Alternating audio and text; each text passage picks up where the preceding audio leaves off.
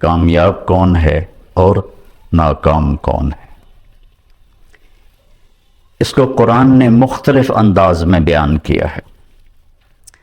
فَمَنْ زُحْزِحَ عَنِ النَّارِ وَأُدْخِلَ الْجَنَّةَ فَقَدْ فَازَ، جو جہنم سے بچ گیا اور جنت میں چلا گیا وہ کامیاب ہے۔ ناکام کون ہے؟ قُلْ إِنَّ الْخَاسِرِينَ الَّذِينَ خَسِرُوا أَنفُسَهُمْ وَأَهْلِيهِمْ يَوْمَ الْقِيَامَةِ أَلَا ذَلِكَ هُوَ الْخُسْرَانُ الْمُبِينُ، قیامت کے دن جو ناکام ہوئے وہ اصل ناکام ہیں، اور وہ ناکامی کیا ہے؟ لَهُم مِّن فَوْقِهِمْ ظُلَلٌ مِّنَ النَّارِ وَمِن تَحْتِهِمْ ظُلَلٌ، ان کے اوپر بھی آگ کے پردے ہوں گے اور ان کے نیچے بھی آگ ہی آگ ہوگی۔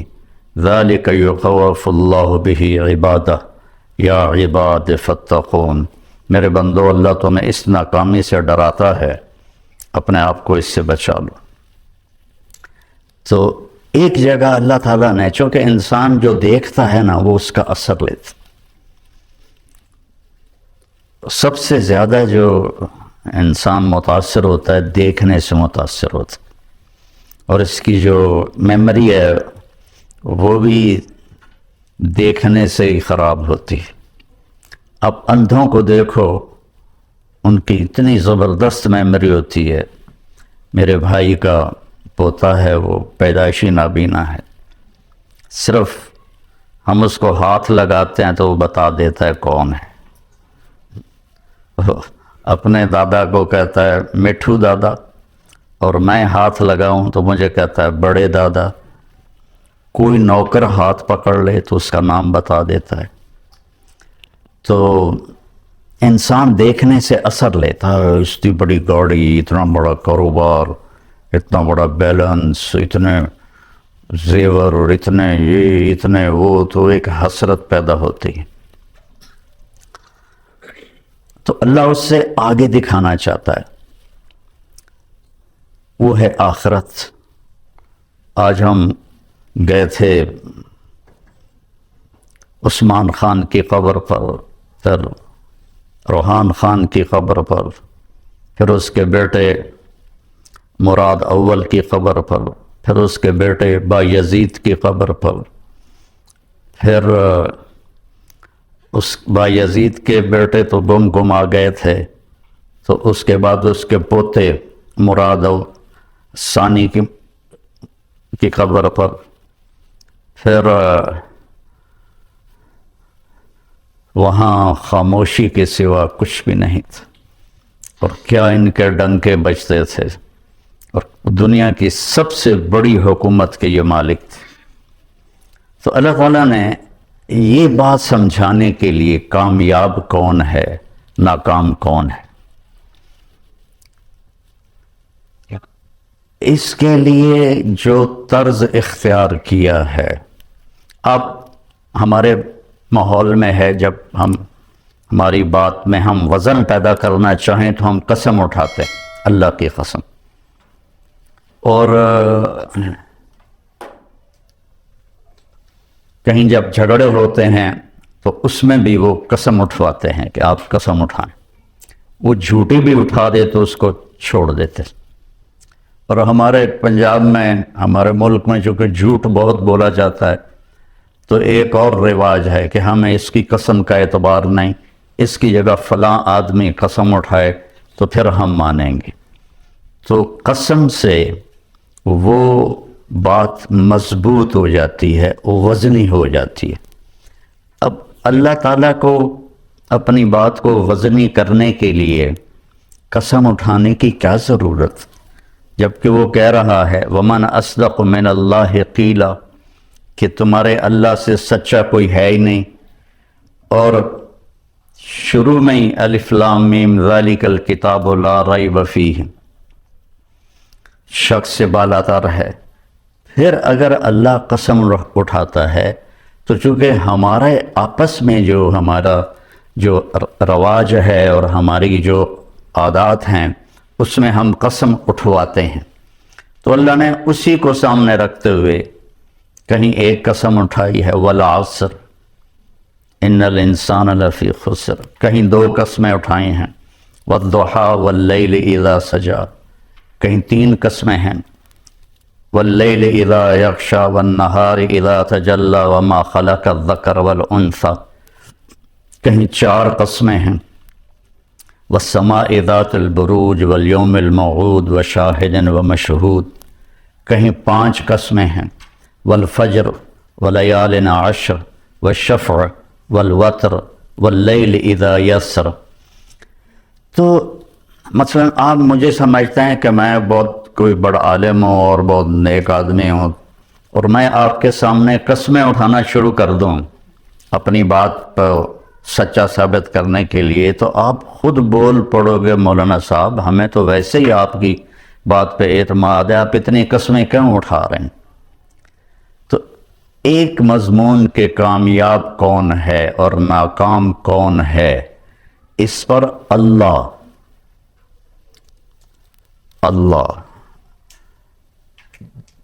جس کی نہ ابتدا ہے نہ انتہا ہے،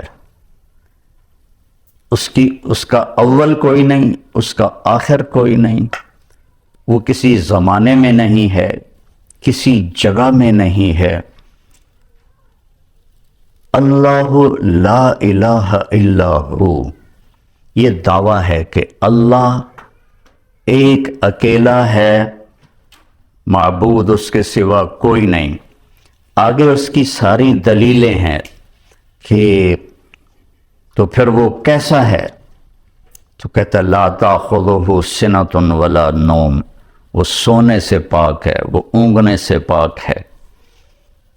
لہ ما فی السماوات وما فی الارض، اس کی حکومت پوری کائنات پر ہے۔ اور کیسا ہے؟ من ذا الذی یشفع عندہ الا باذنہ، کوئی اس کے سامنے دم نہیں مار سکتا اس کی اجازت کے بغیر۔ اور کیسا ہے؟ یعلم ما بین ایدیہم وما خلفہم، پوری کائنات اس کے سامنے ہے، آگے جو ہونے والا ہے وہ بھی جانتا ہے، پیچھے جو ہو گیا ہے وہ بھی جانتا ہے۔ ہماری طرح فائلیں کی ضرورت نہیں، کوئی کمپیوٹر کی ضرورت نہیں ہے۔ کل صغیر و کبیر مستطر، ہر چھوٹے سے چھوٹی چیز اس کی بارگاہ میں لکھی جا رہی ہے۔ اور اللہ کہے گا اقرأ کتابک کفی بنفسک اليوم علیک حسیبا، یہ پڑھ، یہ تیرا پیپر ہے، تیری اپنی زندگی کی پوری کتاب ہے، اور اس میں کوئی ایک لفظ کی کمی زیادتی نہیں ہے۔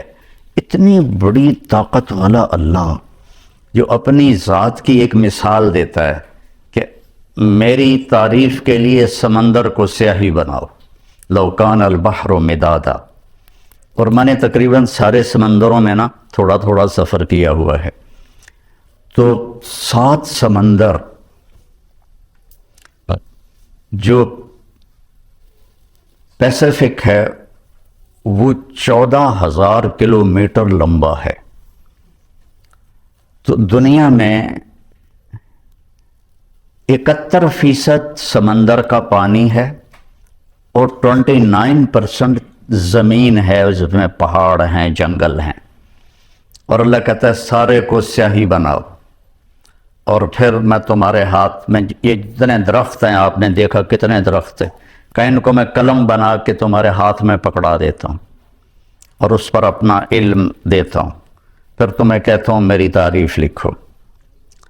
تو تم سارے انسان، سارے جنات، سارے نبی، سارے رسول، سارے فرشتے، جبریل، میکائیل، عزرائیل، اسرافیل، عرش کے فرشتے، مقرب فرشتے، اور سب سے بڑے رسول نوح علیہ السلام، ابراہیم علیہ السلام، موسیٰ علیہ السلام، عیسیٰ علیہ السلام، اور سارے رسولوں کے سردار محمد الرسول صلی اللہ علیہ وسلم، یہ سارے اکٹھے ہو کے میری تعریف لکھیں تو ایک وقت ایسا آئے گا سمندر خشک ہو جائیں گے، تمہارے قلم ٹوٹ جائیں گے، اور تیرے رب کی تعریف ختم نہ ہوگی، چاہے اتنے سمندر اور لے کر آؤ، پھر اتنے اور لے کر آؤ، پھر اتنے اور لے کر آؤ۔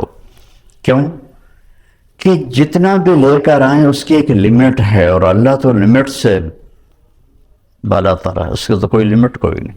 یہ واحد سفر ہے اللہ کی تلاش کا، جس کی کشش ختم نہیں ہوتی، چونکہ جتنا اللہ کی طرف بڑھتا ہے اتنا اپنے آپ کو ادھورا محسوس کرتا ہے۔ جیسے کوئی آدمی صحرا میں سفر کر رہا ہو تو کوئی ریفرنس نہ ہو تو وہ جتنا بھی سفر کرتا ہے وہ کہتا پتہ نہیں میں کدھر ہوں، میں کہاں پہنچا ہوں، کچھ پتہ کوئی نہیں۔ ایک چھوٹے سے صحرا میں بغیر ریفرنس کے وہ بالکل ایسے ہو جاتا ہے۔ تو اللہ کی ذات کو کس طرح کوئی بیان کرے اور کیسے کوئی بیان کرے؟ جب وہ اس کی طرف بڑھتا ہے تو کروڑوں سال کی زندگی کے بعد بھی کہتا ہے میں تو ابھی ایک قدم بھی نہیں چلا۔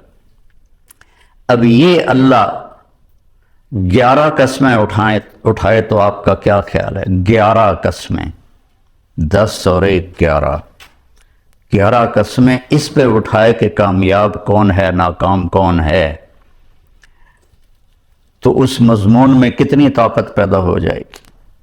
والشمس وضحاها 2، والقمر اذا تلاها 3، والنہار اذا جلاها 4، واللیل اذا یغشاها 5، والسماء وما بناها 6 اور 7، والارض وما طحاها 7 اور 8، ونفس وما سواها یہ 9 اور 10 اور 11، فَأَلْهَمَهَا فُجُورَهَا وَتَقْوَاهَا قَدْ أَفْلَحَ مَنْ زَكَّاهَا وَقَدْ خَابَ مَنْ دَسَّاهَا۔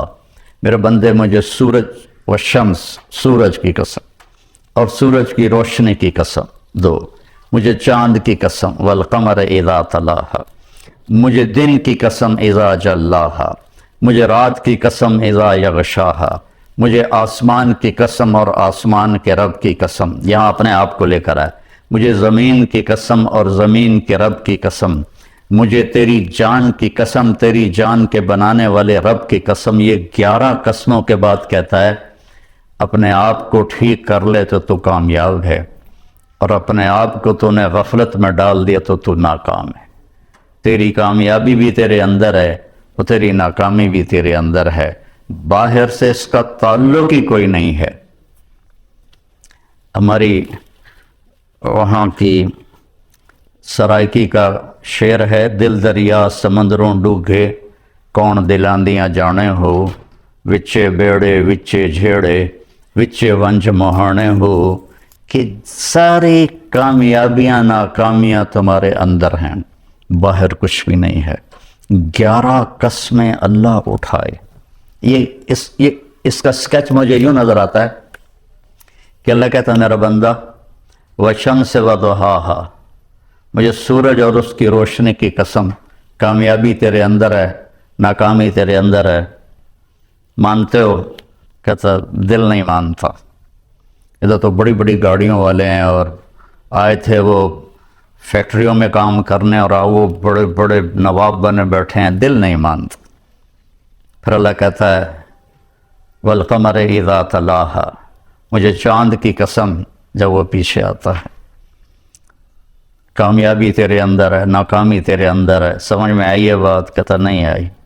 تو پھر اللہ قسم اٹھاتا ہے واللیل اذا یغشاها، مجھے رات کی قسم جو چھا جاتی ہے، کامیابی تیرے اندر ہے ناکامی تیرے اندر ہے، اب مانتے ہو کہ نہیں مانتے؟ پھر اللہ کہتا ہے والنہار اذا جلاها، مجھے دن کی قسم اور اس کی روشنی کی قسم، کامیابی تیرے اندر ہے ناکامی تیرے اندر ہے، مانتے ہو؟ کہتا دل نہیں مانتا۔ پھر اللہ کہتا ہے والسماء وما بناها، اب اپنے آپ کو لے کر آئے، مجھے آسمان اور آسمان کے رب کی قسم، مانتے ہو؟ کہتا دل نہیں مان رہا۔ پھر اللہ کہتا والارض وما طحاها، مجھے زمین کی قسم اور زمین کے بچھانے والے رب کی قسم، ان زمین آسمان نے دیکھا ہے ناکام لوگوں کو کامیاب لوگوں کو، مانتے ہو؟ تو نہیں مانتا۔ تو پھر ایک جذباتی قسم ہے، ہمارے محاورے میں بھی ہے، تیری جان کی قسم یار تیری جان کی قسم۔ تو آخر میں اللہ کہتا ہے یار میرے بندے وَنَفْسٍ وَمَا سَوَّاهَا، مجھے تیری جان کی قسم اور تیری جان کے بنانے والے رب کی قسم، اب تو میری سن لے، میری مان لے، قد افلح من زکاها، وقد خواب من دساہا، اسے پاک کر لے تو تو کامیاب ہے، اسے ناپاک کر لیا تو تو ناکام ہے۔ سب سے بڑی ناپاکی وہ کفر کی ناپاکی ہے۔ ان الشرک لظلم عظیم والکافرون هم الظالمون، اللہ کا انکار کرنے والے وہ سب سے بڑے ظالم ہیں، اور سب سے بڑی یہ ناپاکی ہے جس میں انسان ایسا ہی ہے جیسے گندگی کی گٹر میں کوئی گرا ہوا ہو تو اس کا پورا وجود بدبودار ہو جاتا ہے۔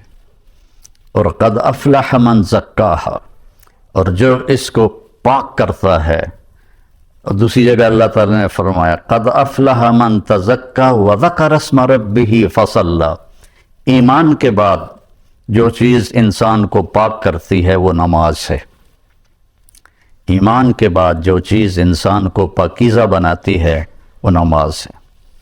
اللہ تعالیٰ نے کچھ 700 دفعہ قرآن میں مختلف انداز میں نماز کا ذکر کیا ہے۔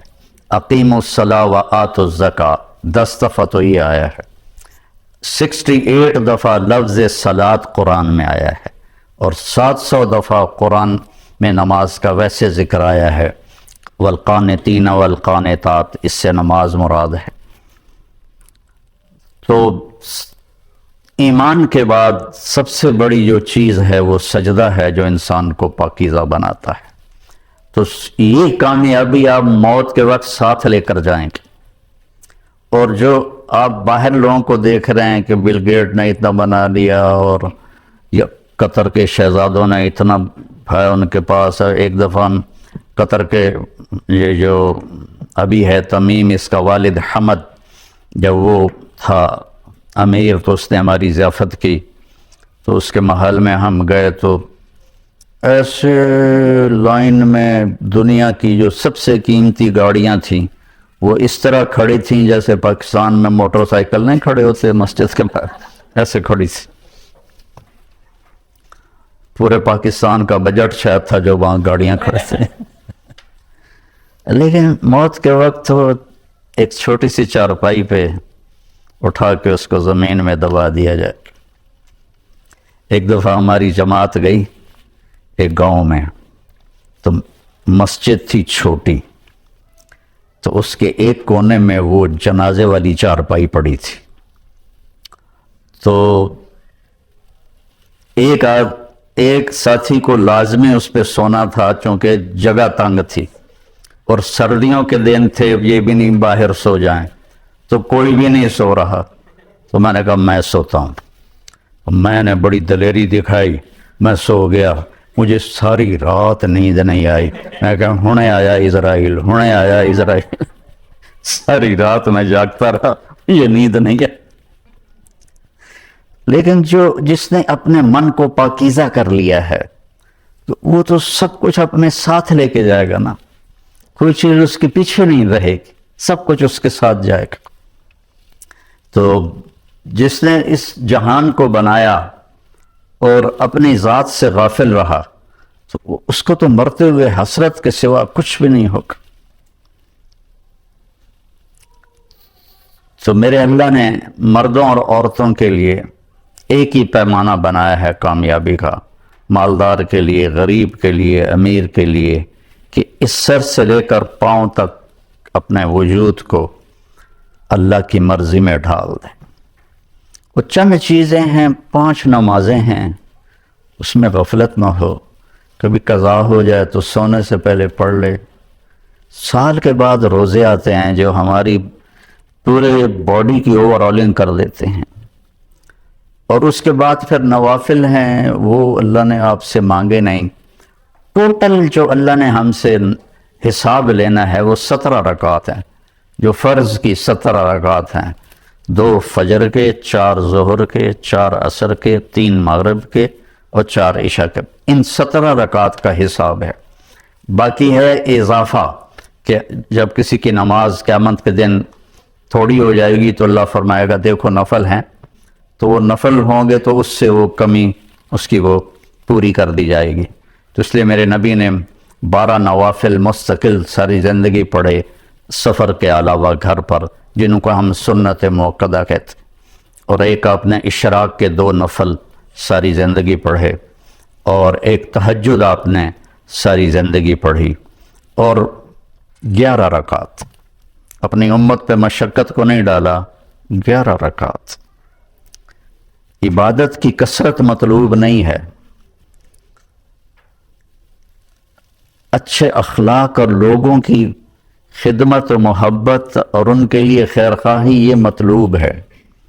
آپ مسجد میں بیٹھے تھے تو آپ نے فرمایا اس دروازے سے ایک جنتی آنے والا ہے، تو ایک انصاری صحابی مدینے والے، وہ اتنے نامعلوم ہے کہ ان کا نام کسی حدیث میں نہیں آیا، ان کے ہاتھ میں جوتا تھا اور داڑھی میں وضو کا پانی تھا، وہ آ کے بیٹھ گئے، کسی نے بتایا بھی نہیں کہ تیرے بارے میں اللہ کے نبی نے یہ کہا ہے۔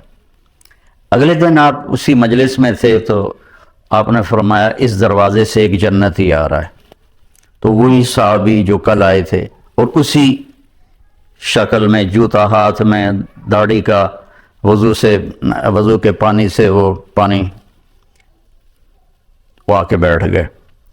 تیسرے دن آپ نے فرمایا اس دروازے سے ایک جنتی آ رہا ہے، پھر وہی صحابی۔ تو اس مجلس میں ایک صحابی ہیں جو 3 دن سے بیٹھ رہے تھے، ان کا نام ہے عبداللہ بن عامر۔ تو جتنے صحابہ میرے نبی کے تھے 1.5 لاکھ یا 2 لاکھ، کوئی کسی نے گنے تو ہے نہیں، اندازہ ہی ہے، ان تمام صحابہ میں یہ سب سے زیادہ عبادت کرنے والے تھے، ان سے زیادہ کوئی عبادت والا نہیں تھا۔ ساری رات تہجد پڑھتے تھے، سارا دن روزہ رکھتے تھے، اور 24 گھنٹے میں ایک قرآن ختم کرتے تھے، یہ کسی میں طاقت نہیں تھی۔ ان کے باپ نے شادی کی تو بیگم سے کہنے لگے میں 2 نفل پڑھ لوں، اور نماز کی نیت باندھی اور چل سو چل چل سو چل چل سو چل، کئی گھنٹے گزر گئے تو اس کی بیگم نے کہا اس کو تو لگتا ہے میرا خیال ہی کوئی نہیں، اس نے بھی وضو کیا اور اس نے بھی پیچھے نماز کی نیت باندھ لی۔ تو جب صبح فجر کے بعد باپ نے پوچھا عمرو بن عاص رضی اللہ عنہ، بیٹا رات کیسے گزری؟ کہا جی الحمدللہ نفلوں میں گزری، کو تیرا ستیہ ناس ہو، میں نے تیری شادی اس لیے کی تھی کہ تیری رات نفلوں میں گزرے۔ جا کے اللہ کے نبی کو شکایت کی انہوں نے کہ اس کا یہ حال ہے۔ تو وہ اس لیول کی ان کی عبادت تھی، تو ان کو خیال آیا یہ مجھ سے زیادہ عبادت کرتا ہے، 24 گھنٹے تو سارے میں نے فل کیے ہوئے ہیں، تو اس کے 25 گھنٹے تو میں دیکھوں گا یہ کیا کرتا ہے۔ تو اگلے دن وہ ان کے پاس چلے گئے اور کہنے لگے چچا جان میرے ابا مجھ سے ناراض ہیں، تو میں 2-3 دن آپ کے پاس گزار لوں؟ ان کا بیٹا بالکل ضرور آ جاؤ۔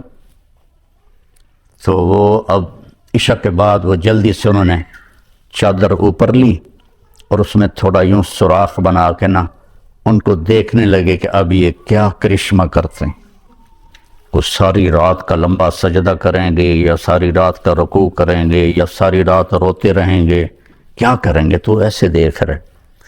وہ آئے اور سونے کی دعا ہے رات کی، اللہم بسمک اموت و احیا، انہوں نے دعا پڑھی اور تھوڑی دیر بعد ان کے خراٹے شروع ہو گئے۔ اب یہ انتظار کر رہا ہے کہ ابھی اٹھیں گے ابھی اٹھیں گے ابھی اٹھیں گے، حتیٰ کہ فجر کی اذان ہوئی اور یہ انتظار انتظار انتظار، اور وہ اذان پہ اٹھے تو اب یہ حیران پریشان ہو گئے کہ یہ چاچے نے تو 2 نفل تہجد بھی نہیں پڑھے، تو جنت کی بشارت کہاں سے مل گئی؟ اب اللہ کے نبی کی بات بھی غلط نہیں ہو سکتی، اور آگے چاچا جی کا بھی عمل کوئی نظر نہیں آ رہا، ساری رات سوتا پیا۔ تو انہوں نے کہا اچھا ایک رات اور دیکھوں گا۔ اگلی رات عشاء کے بعد انہوں نے وہی کام کیا، چادر اوپر لی اور ایسے کر کے بیچارے کتنے تھکے ہوں گے، یوں کر کے دیکھ رہے۔ وہ آئے اللہم بسمک اموت و احیا اور او گئے۔ وہ ساری رات سونے میں گزار دی، فجر کی نماز اذان پہ اٹھے۔ اب ان کی حیرت اور بڑھ گئی کہ اس زمانے میں تو منافق تہجد نہیں چھوڑتے تھے، تو ان کو تو جنت کی بشارت ملی پڑی ہے، یہ تہجد بھی نہیں پڑی ہے اور جنت کی بشارت۔ اچھا ایک رات اور دیکھوں گا، پھر تیسری رات وہی تماشا انہوں نے کیا، انہوں نے بھی وہی تماشا کیا، سیم انہوں نے اپنی سونے میں رات گزاری، یہ ان کو چیک کرنے میں لگے رہے۔ آخر سے اذان پر وہ اٹھے تو یہ بول پڑ کہنے لگے چاچا سچی بات یہ ہے میری کوئی اپنے ابا سے لڑائی نہیں تھی، میں نے 3 دن تیرے بارے میں مسلسل سنا کہ ایک جنتی آ رہا ہے، ایک جنتی آ رہا ہے، ایک جنتی آ رہا ہے۔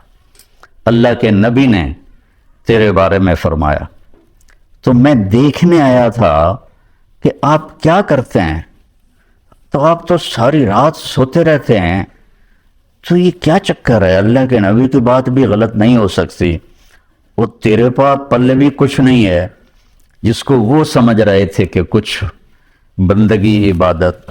کہنے لگے بھتیجے یہی ہے جو تو نے دیکھا ہے اور میرے پاس کچھ بھی نہیں ہے۔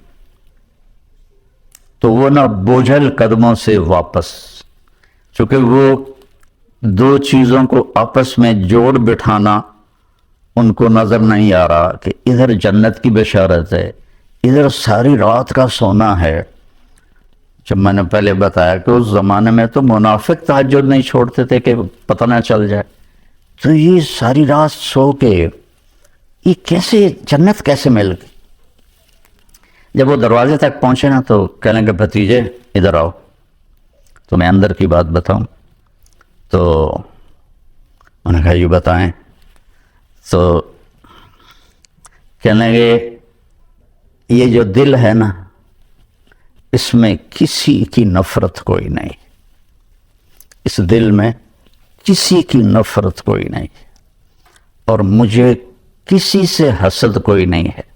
اللہ جب کسی کو کوئی نعمت دیتا ہے تو مجھے کبھی حسد نہیں ہوا، اور اس زبان سے میں نے کبھی کسی کو تکلیف نہیں پہنچائی۔ تو وہ ایسے کھڑے تھے نا، تو ان کا جو حدیث میں تو یہ ایکشن نہیں ہے لیکن تھوڑا عربی سے مناسبت کی وجہ سے جو ان کا جو باڈی ریئیکشن ہوا وہ میں آپ کو دکھانا چاہتا ہوں۔ تو وہ کہنے لگے ہوا ہوا اچھلے اگو یہ پھٹا تھوڑا نہیں تو میں ڈہ نہ پاؤں۔ کہنے لگے ہوا ہوا، کہنے یہی ہے یہی ہے، اور آگے کہنے لگے یہ ہمارے بس میں نہیں ہے۔ تو اللہ کے بندوں سے دل صاف رکھنا۔ اپنے گھروں میں اگر آپ کئی میاں بیوی آئے ہوئے ہیں، اپنے گھروں میں خوشی دیکھنا چاہتے ہو تو وہ پیسے سے نہیں آئے گی، وہ آپ کے اچھے اخلاق سے آئے گی، آپ کے اچھے رویے سے آئے گی، برداشت کرنے سے آئے گی۔ ایک دوسرے کی برداشت کرنے سے آپس میں محبتیں قائم ہوتی ہیں، چیزوں سے نہیں۔ 2 واقعات میرے ساتھ اوپر نیچے پیش آئے۔ ایک دوست کے ہاں میرا بیان تھا مسورات میں، تو بیان کے بعد انہوں نے مجھے کہا کہ ایک میرے دوست کی بیگم ہے آپ سے ملنا چاہتی ہیں، انگلینڈ میں رہتے ہیں، اور وہ جو خود تھے میرے دوست وہ بھی بلینئر تھے۔ تو مجھ سے کہنے لگے کہ میرے جیسے 200 اس کی جیب میں آ جائیں گے، اتنا مالدار ہے وہ، میرے جیسے 200 اس کی جیب میں آ جائیں گے۔ تو میں نے کہا بلا لو۔ تو وہ آئیں اور تھوڑی سی بات کے بعد انہوں نے رونا شروع کر دی۔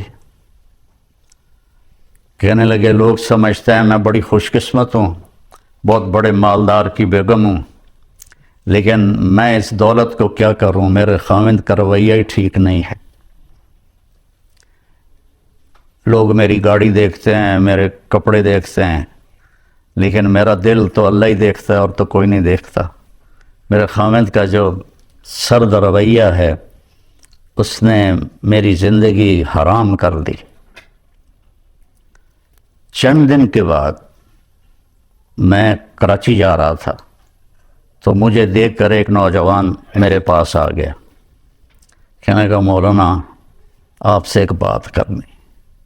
کہ اللہ نے مجھے سب کچھ دیا ہے، دولت بھی ہے، عزت بھی ہے، سب کچھ ہے، لیکن میں اپنی بیوی سے اتنا تنگ ہوں، اگر میرے بچے نہ ہوتے تو میں اس کو طلاق دے دیتا۔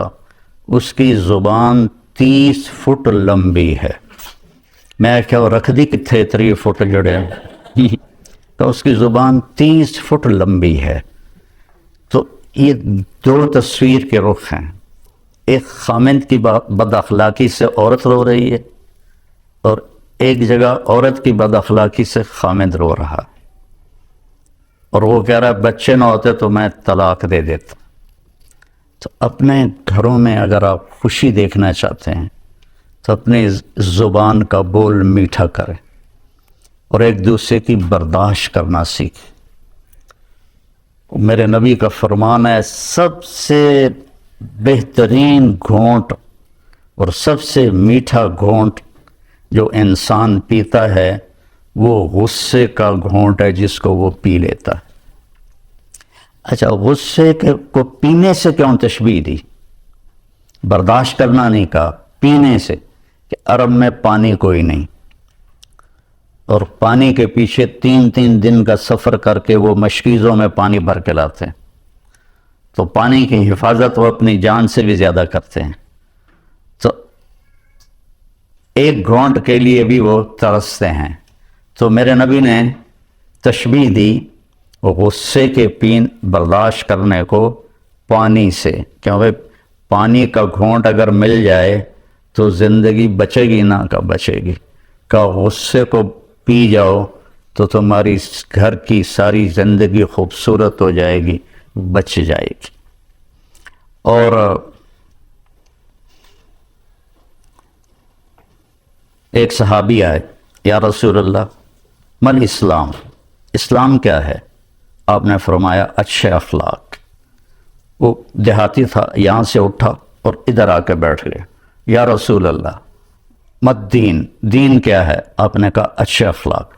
وہ ادھر سے اٹھا اور ادھر آ کے بیٹھ گیا۔ یا رسول اللہ دین کیا ہے؟ آپ نے کہا اچھے اخلاق۔ وہ ادھر سے اٹھ کے پیچھے جا بیٹھا۔ یا رسول اللہ دین کیا ہے؟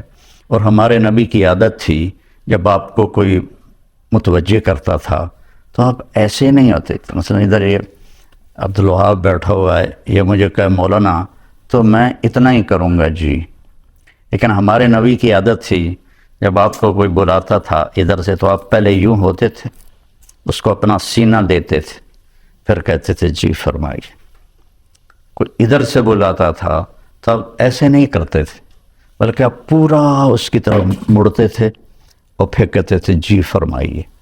تو اس نے ہمارے نبی کو چاروں طرف گھما دیا، آگے بھی، دائیں بھی، بائیں بھی، پیچھے بھی۔ کہنے لگا یا رسول اللہ دین کیا ہے؟ ہم نے کہا بھائی کب سمجھے گا؟ دین یہ ہے کہ غصہ نہ کیا کر۔ آپ نے آخر میں فرمایا دین یہ ہے کہ غصہ نہ کیا کر۔ اب غصہ تو ہر انسان مرد عورت کو آتا ہے، مطلب یہ ہے کہ جب آئے تو اس سے روک لیا کر۔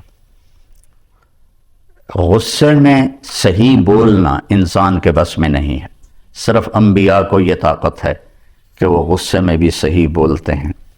تو اس لیے جب غصہ ہے تو خاموش ہو جاؤ، جب وہ لہر گزر جائے پھر اپنا گلہ شکوہ جس سے بھی کرنا ہے کرو، لیکن غصے کی حالت میں بڑے سے بڑا ولی بھی وہ ضرور دائیں بائیں ہو جاتا ہے کہ انسان، اس لیے غصہ عقل کو کھا جاتا ہے۔ تو اپنے گھروں کو خوبصورت بنانا ہے تو امریکہ جانے سے نہیں خوبصورت ہوں گے، وہ آپ کے اچھے رویوں سے اپنے دل کو نفرت سے پاک کریں، اپنی زبان کو غلط بول سے پاک کریں، کسی کی دل آزاری نہ ہو، کسی کا کوئی یہ نہ کہے کہ میری بےزتی ہو گئی اور میرے ساتھ اچھا نہیں کیا۔ یہ بعد میں حضرت لقمان علیہ السلام فرماتے تھے کہ میں چپ رہنے پہ کبھی نہیں پچھتایا، میں جب بھی پچھتایا اپنے بول پہ پچھتایا۔ یہ کتنے نوجوان پوچھتے ہیں جی وہ غصے میں جی میں نے طلاق دے دیا اب کیا ہوگا؟ تو میں نے کہا اب تو نے خود ہی کام دکھا دیا ہے تو میں کیا کروں؟ تو کہا جی بس وہ غصے میں ہو گیا، اس لیے میں کہتا ہوں غصے میں چھپ کر جاؤ۔ ویسے ہمارے ہاں تو ہر قسم کا سودا بکتا ہے۔ ایک صحیح واقعہ سنا رہا ہوں۔ ایک نوجوان آیا مولوی صاحب کے پاس، جی میں نے بیوی کو 3 طلاق دے دی ہے تو کیا مسئلہ ہے؟ ان کا وہ ختم ہو گیا کام، موجاں کر۔ اس نے کہا جی کوئی میرے واسطے رستہ کڈو، تو کوئی رستہ نہیں۔ تو اس نے جیب سے ایک موٹا سا لفافہ نکالا اور ان کے مسلح کے نیچے رکھ دیا کہ مولانا صاحب کوئی رستہ کڈ۔ کہنے لگے چلو سوچ رہے ہیں، کیا کیسی تو کہ جی میں آخیا سی 3 طلاق، الحمدللہ نہیں ہوئی۔ کہا اچھا جو کہ میں کہا تو چھوٹے کاف نال آخیا 3 طلاق، وہ وڈے کاف نال ہوندا 3 طلاق، تو طلاق نہیں آخیا، لہذا تیری طلاق نہیں ہوئی۔ تو ایک بڑے مولوی صاحب کو پتہ چلا تو انہوں نے کہا پھر تو نکاح بھی نہیں ہوا، کہ اس نے کہا تھا قبول، اسے کہنا تھا قبول۔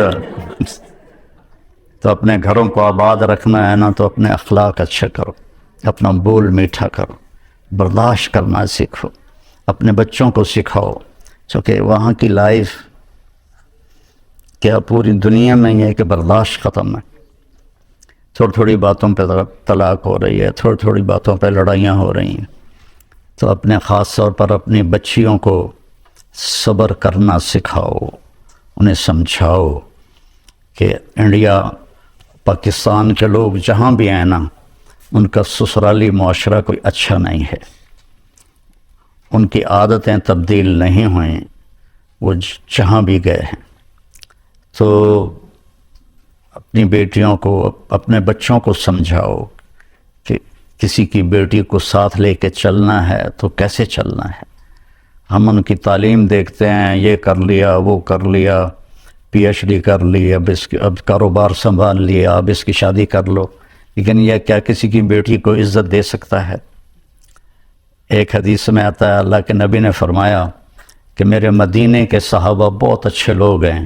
کس بات پہ؟